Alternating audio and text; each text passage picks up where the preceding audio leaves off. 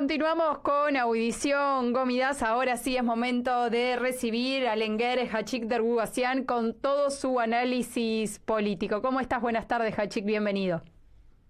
Buenas tardes, ¿cómo están ustedes? Muy bien, gracias por estar nuevamente en tu columna aquí en Audición Gomidas y estamos atentos a que nos cuentes lo que tenés para comentarnos. Muchas gracias, es un placer, como siempre. Tres temas, voy a hablar hoy de tres temas de actualidad.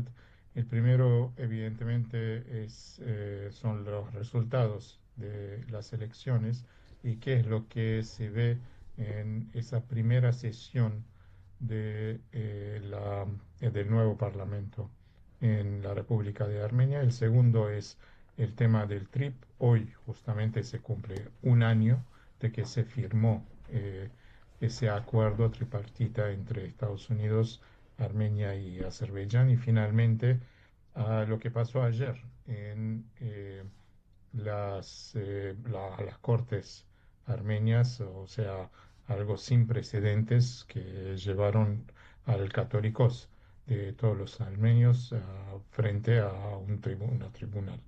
Bueno, empezamos con el primero. Si mal no me acuerdo, en mi análisis antes, justamente antes de las elecciones, había dicho que no hay que esperar demasiados cambios. Sin embargo, siempre como son elecciones y nadie realmente puede predecir 100% qué es lo que pasa, había una expectativa de que el performance de la oposición se mejorara un poco. Eso no lo vimos con muy poco, digamos. Evidentemente, finalmente el- el partido en poder, eh, el partido de Pashinyan, usó todo para dejar afuera la tercera fuerza que había pasado, que había juntado los votos para estar presente eh, la, en la Asamblea Nacional, en el Parlamento. Estamos hablando de Parkavach Hayastan, el partido del magnate Kavik Zarugyan, y lo arrestaron a él. Es más, están desapropiando, están confiscando esos bienes.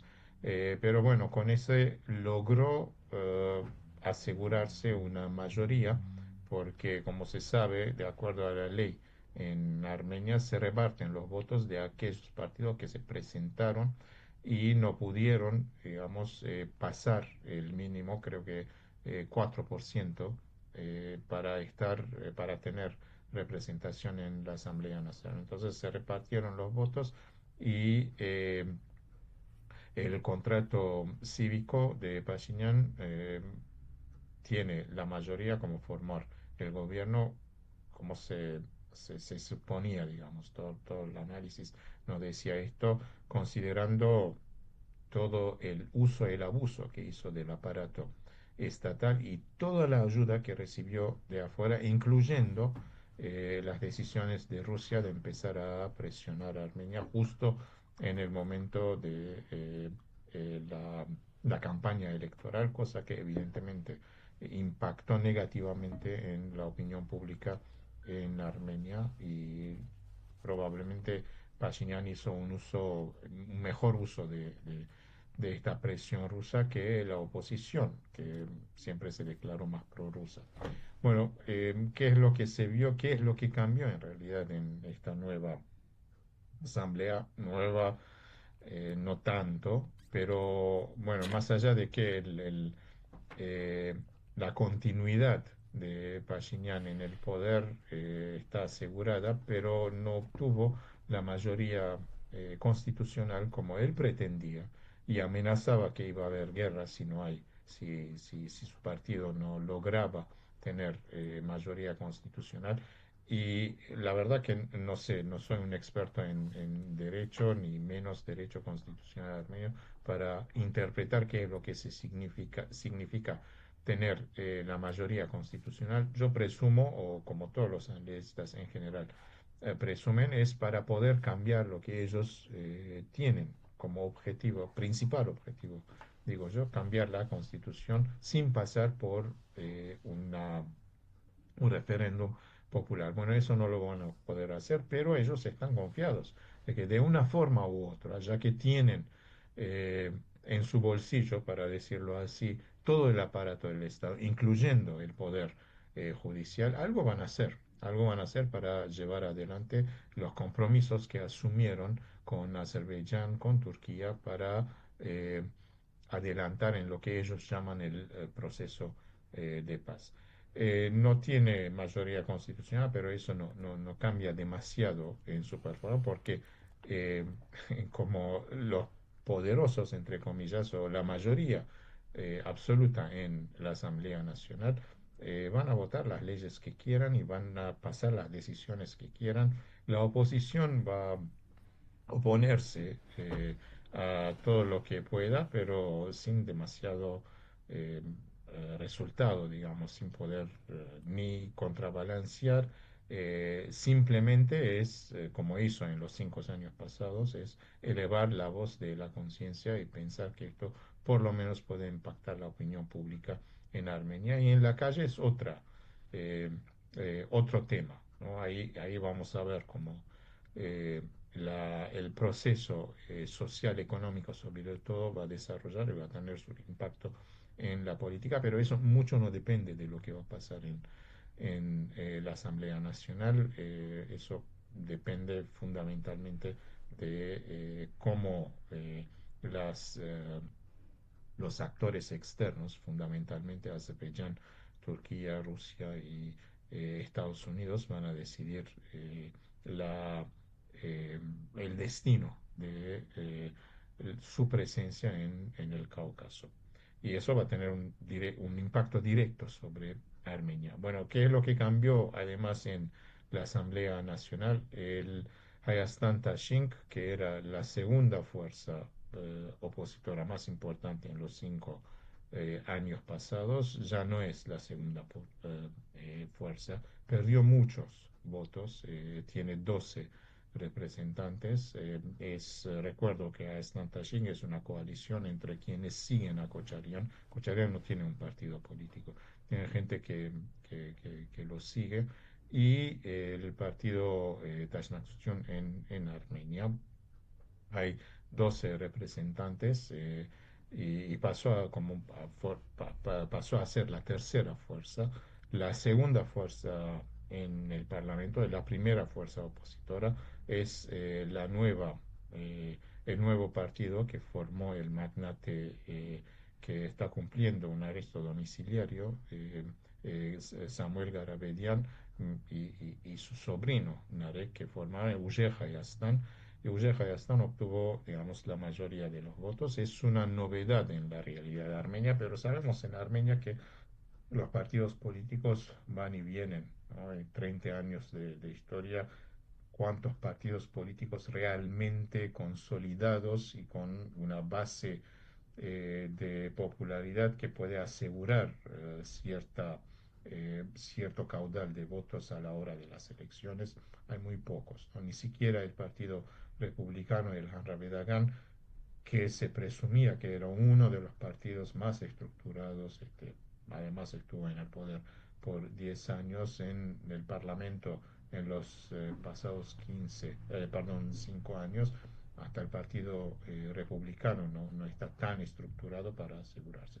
Bueno, el Tashnaktion nunca tuvo, digamos, en el mejor de los casos más del 5%, pero sigue siendo como un partido político más estructurado. Pero bueno, Uzbekistán es una nueva fuerza, hay figuras interesantes, eh, gente que salió a pelear y gente que aparentemente trae alguna frescura, ¿no? En la oposición, como esa propuesta de impedir, digamos, una presencia serie de más de 10 días, lo que ellos llaman la ley Safarov, pero bueno, los que están en el poder no lo van a aceptar para nada.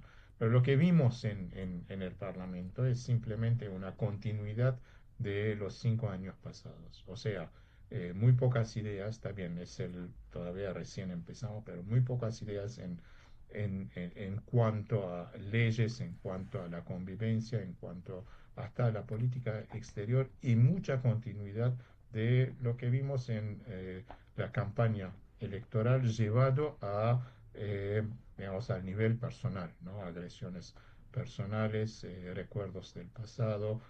¿A dónde va a llevar esto? Y probablemente va a imposibilitar una vez más la convivencia y eso es lo que en general en las democracias más desarrolladas, incluyendo en los países donde vivimos, imponen llegar a acuerdos generales, consensos en torno de las leyes y decisiones que afectan la sociedad en general. Eso no se ve, por lo menos ahora no se ve en el Parlamento de Armenia, simplemente porque la polarización que empezó fundamentalmente en Igor Pashinyan, después de la derrota, después de su pésima decisión de no presentar su renuncia, y perdón que estoy volviendo al 2020, pero esto es muy importante, después de su pésima decisión de no renunciar y dejar el espacio para alguien que no es, por lo menos, no fuera humillado como él fue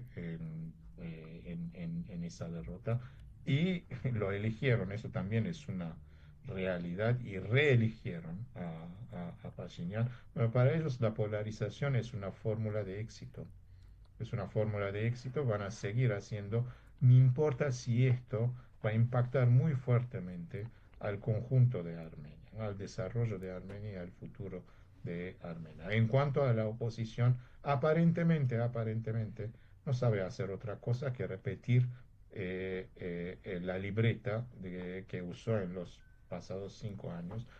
Una vez más, me refiero más bien a Ayastan Tashink y no tanto a Ujer Ayastan, pero ahí tampoco vemos algo realmente muy nuevo. Y dicho de paso, están obstaculizando lo que tienen la mayoría de los votos, o sea, el partido de Pashinyan está obstaculizando la elección del tercer vicepresidente de la Asamblea Nacional, que justamente es un miembro del grupo parlamentario de Ujer Yazdan. Lo están haciendo la vida imposible. Bueno, no hubo la gran esperanza en la campaña, era tener una oposición de mejor calidad, ¿no? Un mínimo consenso que se exprese a través de algún evento. Y hubo una propuesta. Ishhan Sagatelian de Ayastan Tashink propuso a todas las fuerzas de la oposición sacar una declaración de que su principal objetivo es el cambio de régimen, es cambiar estos 5 años en Armenia, y nadie lo escuchó. Y tenemos lo que tenemos ahora.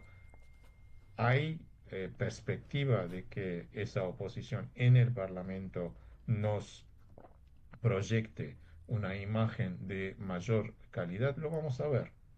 Hasta ahora no veo mucha coordinación, pero escucho la declaración de Samuel Garabedian, que dijo que había, eh, había un diálogo para llegar a acuerdos de cómo eh, actuar conjuntamente, tener una estrategia conjunta para los próximos 5 años. Esperemos.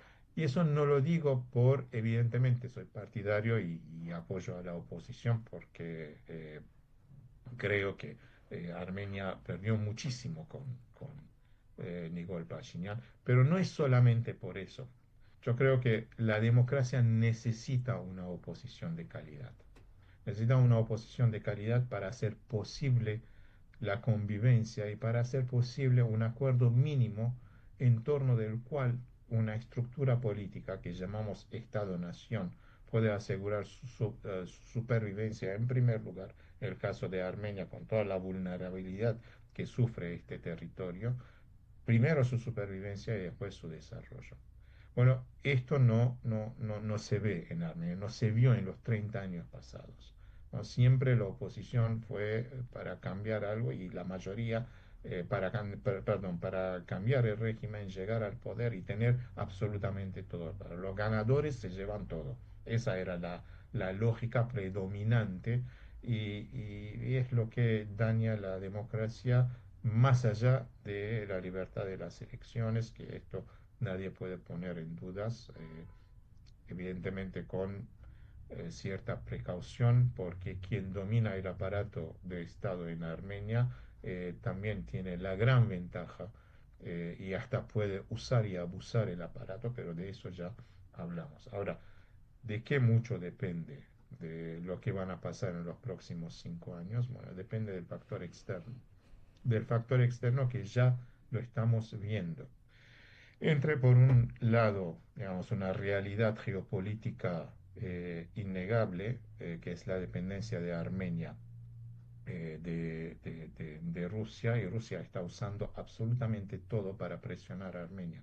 Y esto no se ve bien por los próximos meses para los productores de Armenia, que en general exportan a Rusia, exportan a los mercados de la Unión Económica Euroasiática.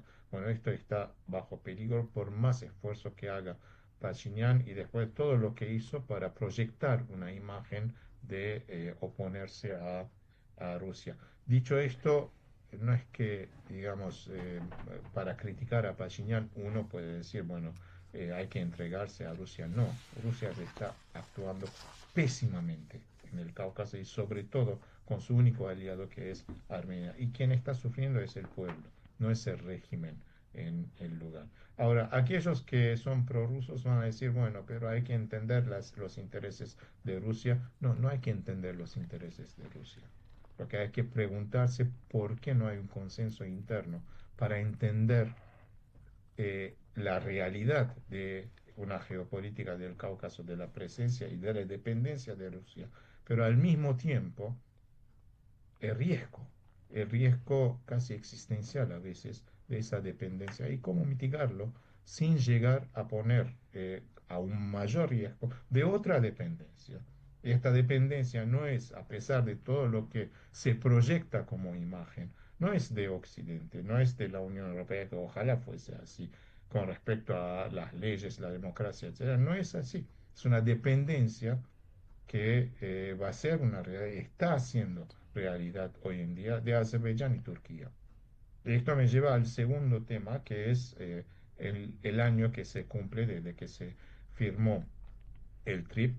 Bueno, saquemos todo. Es cierto lo que los analistas dicen hasta ahora, que el TRIP eh, de alguna forma garantizó un año de paz. En otras palabras, frenó probablemente alguna agresión que Azerbaiyán preparaba los meses previos a la firma del TRIP, porque ahí está la presencia, por lo menos la sombra de Donald Trump, que está bien que a veces ni se acuerdan que Armenia y Albania son países distintos o ni se acuerda de los nombres con quien se da el abrazo, con quien hace negocios, ¿no? Ahora, hay muchos analistas que se ocuparon del TRIP y no hace falta volver a decir qué es lo que puede ser TRIP, pero en el fondo, el TRIP es el corredor turánico. Es el corredor que une Azerbaiyán y Turquía. Y es algo que por lo menos nosotros entendíamos en los pasados 100, 110, 115 años, desde el genocidio en adelante, que había una razón geopolítica por el genocidio. Y esa razón geopolítica era la proyección panturánica de los jóvenes turcos. Bueno, las cosas cambiaron después de los 90. No hay una proyección militar, aunque sabemos que esto también es posible, porque en la guerra de los 44 días en el 2020 ya vimos cómo actuaban militarmente Azerbaiyán y Turquía, como aliados muy, muy cercanos. Por lo tanto, el TRIP, más allá de todo lo que se puede decir, es el corredor panturánico. Ahora bien, vayamos atrás, noviembre 2020, cuando se firmó el otro acuerdo tripartito entre Rusia, Azerbaiyán y Armenia. Igual establecía ese corredor.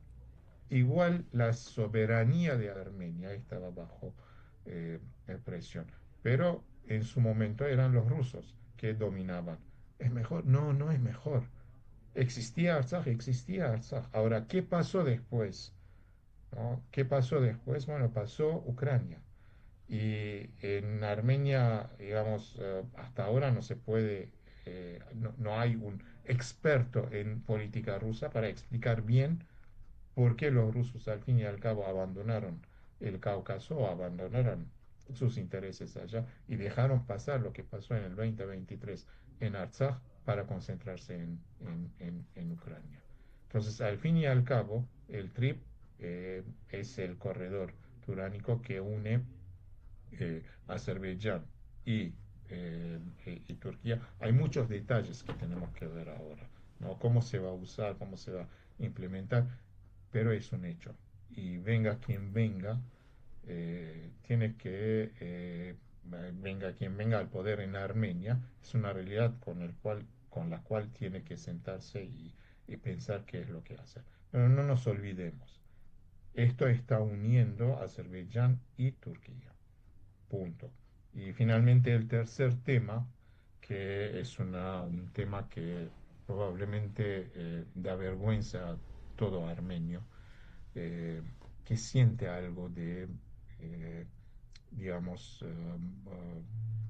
no sé cómo decir, no voy a decir orgullo, pero se siente armenio a través de los símbolos que representan eh, la identidad armenia, ¿no? La identidad armenia colectiva. Y sin ninguna duda, la iglesia armenia, la iglesia apostólica armenia, es uno de estos símbolos más fuertes. Ahora, a través de la historia hubo confrontación entre el Estado y la iglesia, sí, muchas veces, pero jamás, y eso lo dicen también los historiadores, jamás la confrontación llegó a humillar a este grado a un católicos en Armenia, ¿no? Jamás llegó al punto de llevarlo a una tribunal. Eso no pasó. Es cierto, en 1900, en los 30, mataron a un católico, sí, eso lo sabemos, ¿no? Pero bueno, no era Armenia independiente, no era Armenia eh, un estado soberano. Lo hicieron por orden de Moscú, bajo el estalinismo.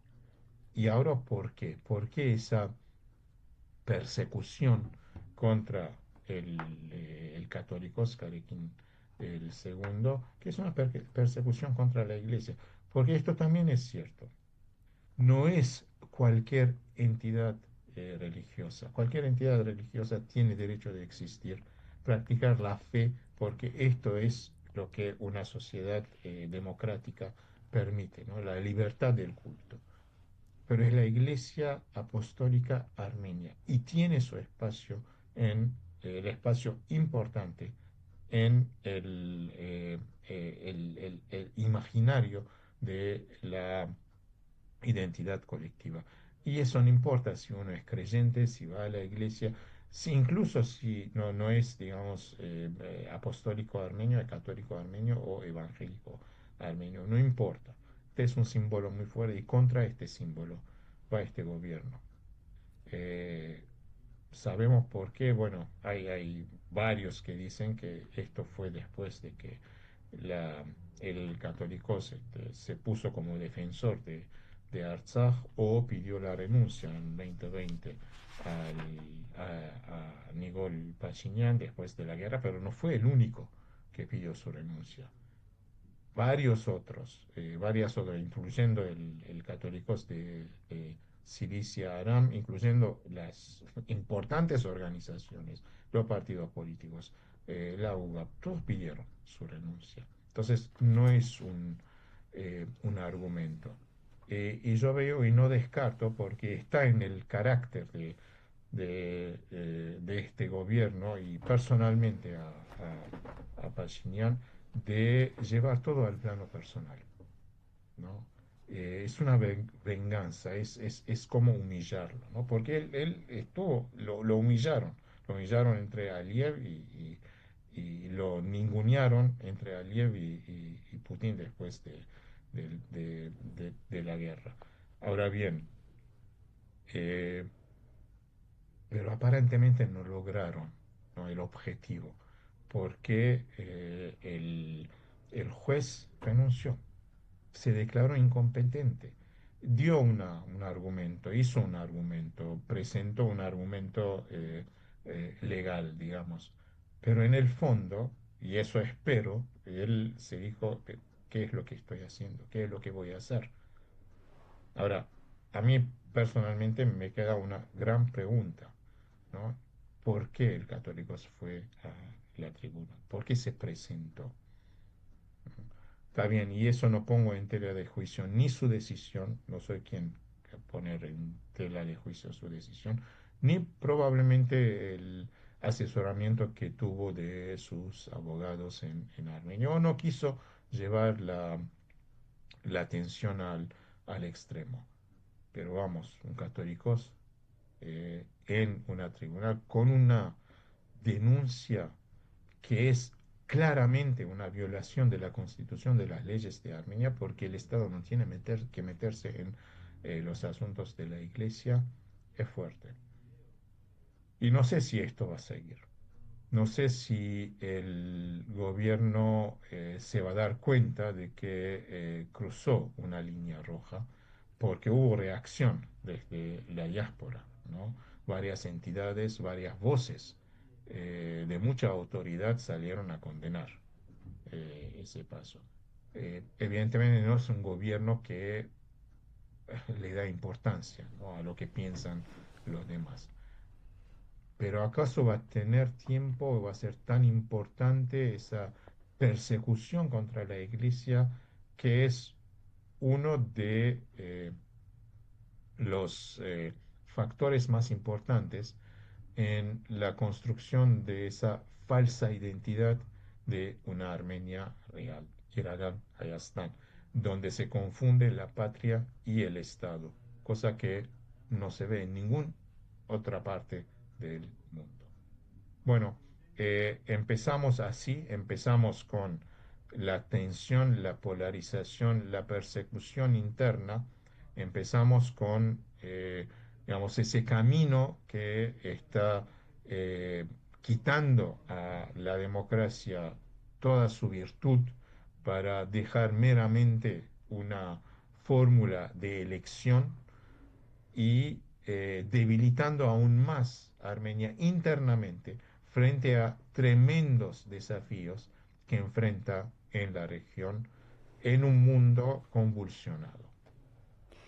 Gracias, Hachik, por los tres temas que nos explicaste en la tarde del día de hoy. Bastantes complejos, bastantes preocupantes, esa es la palabra. Esperemos que, bueno, que en algún momento, ya lo venimos diciendo siempre, ¿no? Pero como que en algún momento se acomoden las cosas, haya más claridad, más justicia, sobre todo para los ciudadanos de Armenia. Muchas gracias, como siempre, muy claro tu análisis y muy exacto. Gracias. No, a ustedes. Buenas tardes. Buenas tardes.